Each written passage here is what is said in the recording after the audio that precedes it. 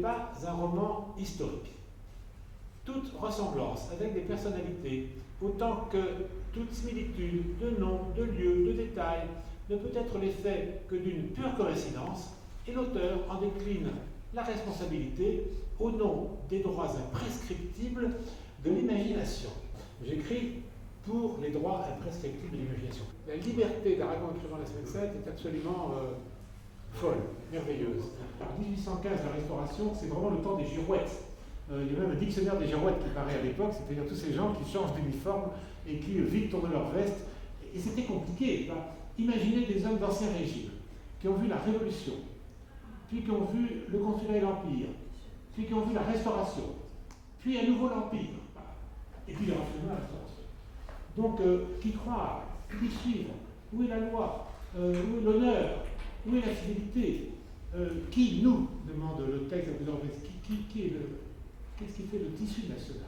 De quoi sommes-nous faits en tant que nation? Aragon est magnifique pour nous montrer la douleur des hommes, le bariolé des hommes, leur incompatible sociabilité. C'est une loupe grossissante portée sur ce qui fait un nous.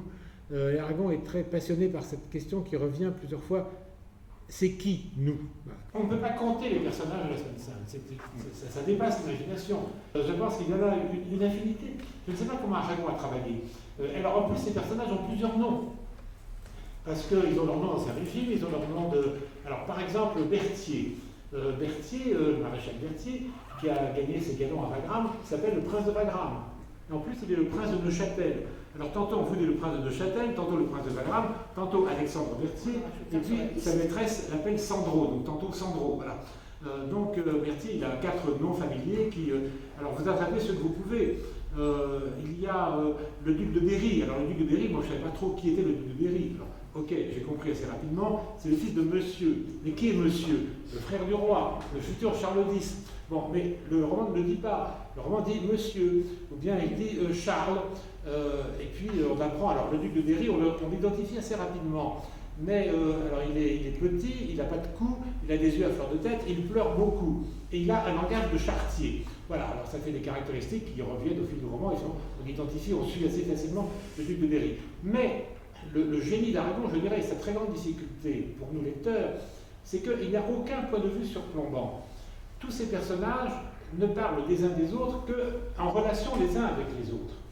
Et donc, nous sommes, alors comme on dit en latin, in medias res, nous sommes embarqués, notre regard est embarqué. Et il n'y a que des discours ou des regards, alors comme on dit en critique littéraire savante, intradiégétiques. Intradiégétique veut dire pris dans le fil de l'action, lui-même se projetant dans le regard de Géricault. Lui-même, Aragon se vit comme le témoin d'une immense fracture et le siège d'un doute immense sur son propre idéal. Alors là, il faut vraiment évoquer ce qui a motivé l'écriture de la Semaine Sainte. C'est 1956. C'est pas seulement 1945, c'est-à-dire les girouettes, ceux qui sortent de la résistance et de la collaboration et qui se jettent dans les bras du général de Gaulle, ce que pourrait évoquer l'histoire de la Semaine Sainte. Mais c'est surtout, pour Aragon, le choc terrible, l'annus horribilis, l'année terrible, c'est 1956. Qu'est-ce qui se passe en 1956? Vous savez, en février, rapport Khrouchtchev, c'est-à-dire déstalinisation, dénonciation des crimes de Staline.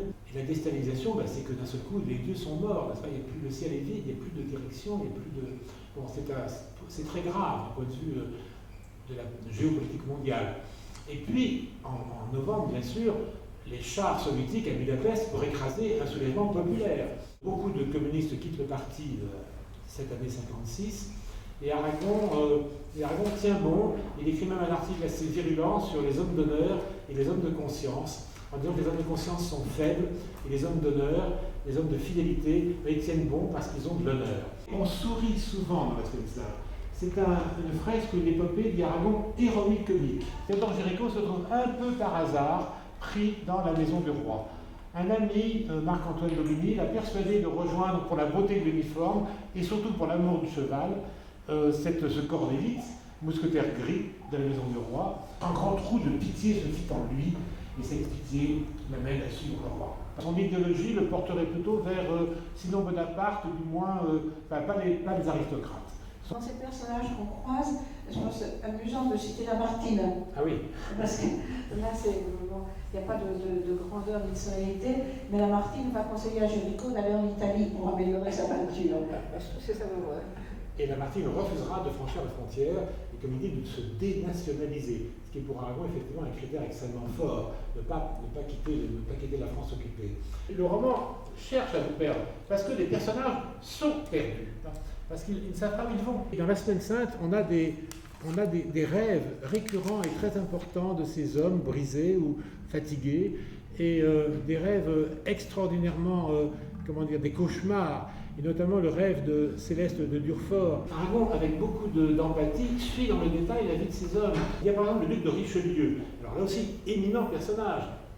Peut-être on peut faire quelqu'un de très antipathique. Il est plein de morgue, il est tiré à 4 épingles, il a un discours sévère, très châtié, très ancien régime.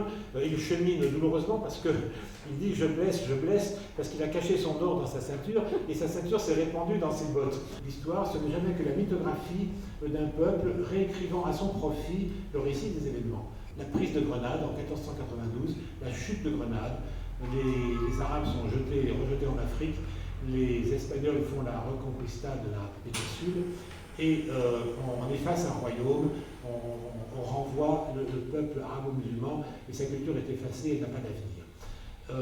Aragon a écrit cela au moment de la guerre d'Algérie pour défendre les Algériens contre lesquels nous étions en guerre et pour défendre la culture, et il a en relevant bien sûr que la chute de Grenade n'a jamais été documentée que par le point de vue des vainqueurs, et qu'il convient évidemment d'entendre et de mettre en évidence le point de vue des vaincus.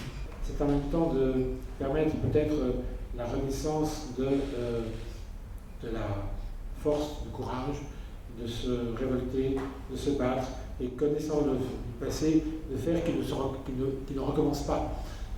Aragon a cet espoir chevillé au corps que explorer l'histoire, ça permet d'éviter son recommencement. Il commence l'écriture de La Semaine Sainte en janvier 1957 et le roman est terminé en juillet 1957.